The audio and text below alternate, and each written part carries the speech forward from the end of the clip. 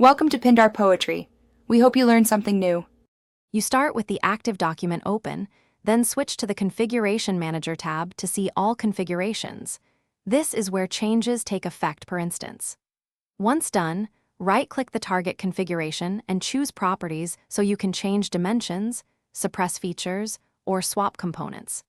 Make sure to save a copy or use Save as if you need a backup, because changes apply to that configuration only. This step sets the scope and prevents accidental edits across configurations, so pause and confirm you're in the right one before proceeding.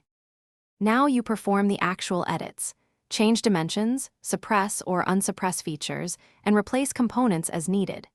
Use the Feature Manager to pick the sketch or feature, then edit sketch dimensions and click the configuration-specific checkbox so the change applies only here. For repetitive or parametric changes, insert or update a design table, this automates multiple configurations and reduces errors. Once you finish edits, rebuild the model to validate geometry. If rebuild fails, inspect the failed features and revert the last. Finish by rebuilding the model and verifying the configuration with interference, mass properties, or motion analysis.